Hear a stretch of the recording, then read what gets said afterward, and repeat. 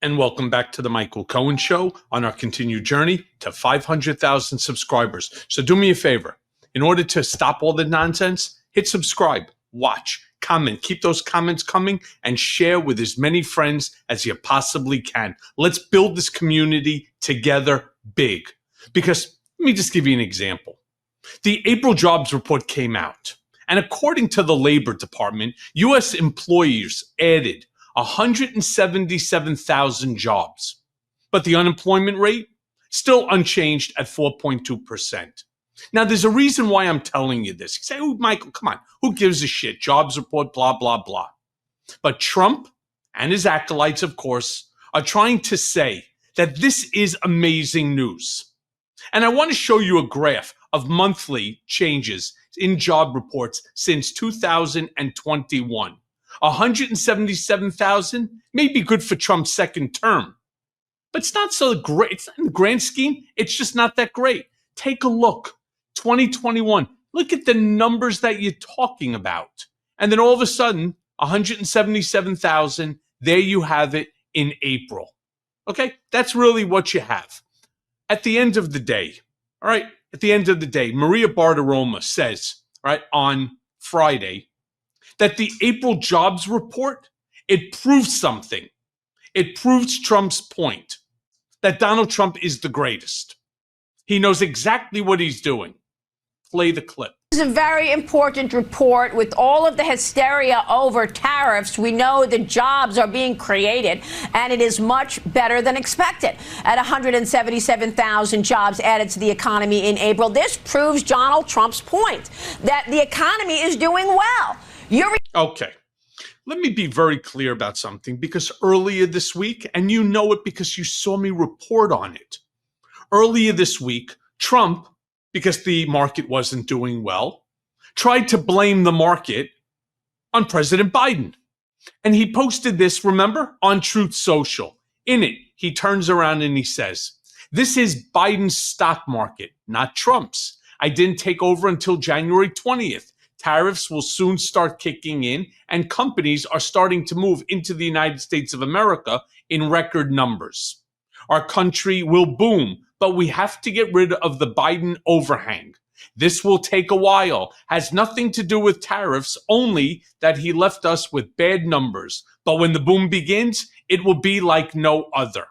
Be patient." And I want to remind each and every one of you that that took place on April 30th. Okay? He also goes on and said this. Remember, during this infamous cabinet meeting? Play the clip. Look at the stock market in this case, is it says how bad a situation we inherited. This was a quarter that we looked at today, and we took all of us together. We came in on January 20th. So this is Biden, and you could even say the next quarter is sort of Biden, because it doesn't just happen on a daily or an hourly basis. Yeah, you're right. It doesn't. But yet, boom, here you are taking credit for the 177,000 jobs. And okay, not a bad number, not stellar, but certainly not bad. All of a sudden, this is your doing when things were in the crapper. Biden's doing. Typical, right?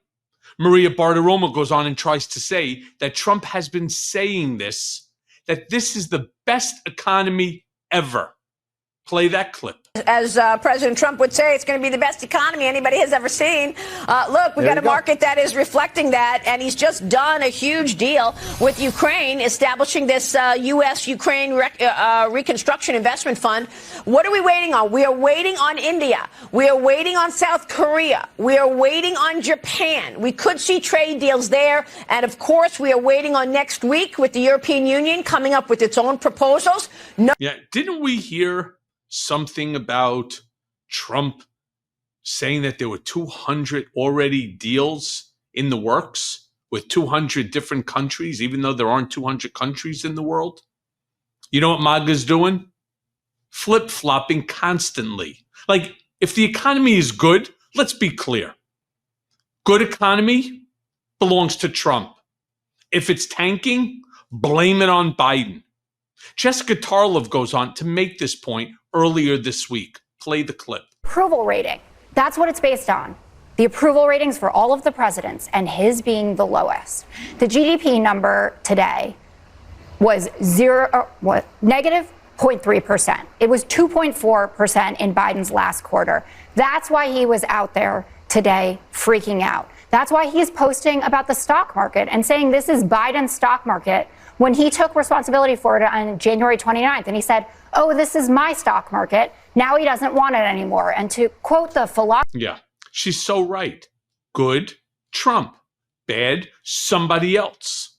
Meanwhile, Lori Chavez DeRaymer, the labor secretary, was on both Fox and on CNN talking about the job report. And I want to show you both clips to compare the reporting. It's important because on Fox, all she's doing is praising the deal leader. Play the clip. You know, here last month, we said we blew it out of the water, and we did. And with President Trump at the helm, I'm telling you, he mentioned to the American people over and over again that the golden age was coming. I will tell you the golden age is here. Exactly right. Again, this is another great jobs report, exactly what the market expected, better than expected. And I couldn't be more honored to serve under the president with these jobs numbers. And now as I continue on the road, we're going to keep pounding the pavement, and these numbers are going to continue to go up. You know, good news for... Yeah. Like I said, amazing. Just keep praising the deal leader. Because on CNN,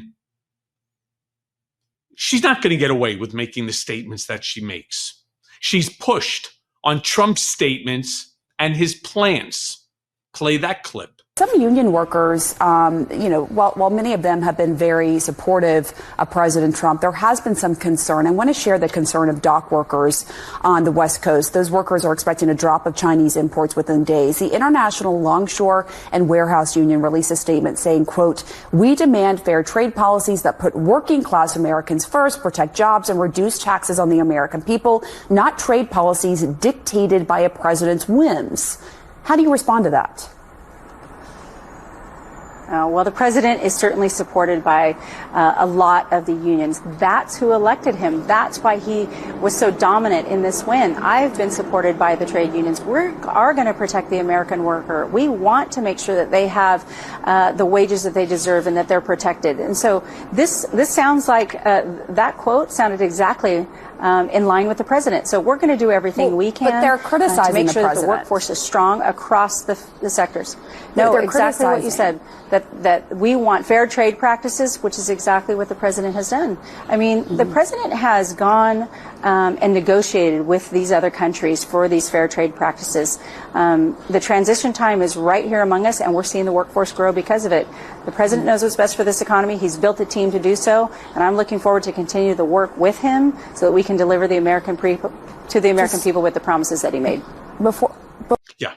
Before you go, Lori, why don't you just answer the question? You screwed up, okay? They're not complimenting President Trump. They are criticizing him.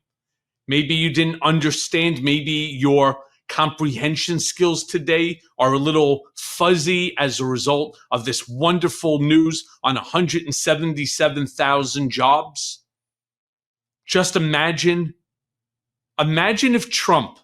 if you would have told Trump, don't say these things about how the market belongs to Biden. Let's take control of it. Let's own it. And then just as soon as good stuff starts coming, then we have the right to say it belongs to us. On Monday, you can't turn around and blame Biden.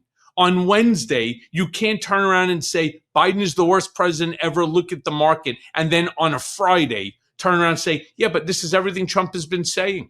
Everything. The job market reports are up. Therefore, everything that this man has been saying was going to happen, boom, is happening. As he said, would happen 1, 2, 3 when we have clips of him saying it takes time. It may not even be in this quarter. It may be in next quarter. So which one is it? You understand that this flip-flopping makes you look weak? Worse than that, stupid? Finally, I want to end on a clip of Representative Jake Auchincloss on Fox saying that Trump is prioritizing his crypto rather than our economy. Play that clip. Inflation that was rising at levels that we hadn't seen in a really long time.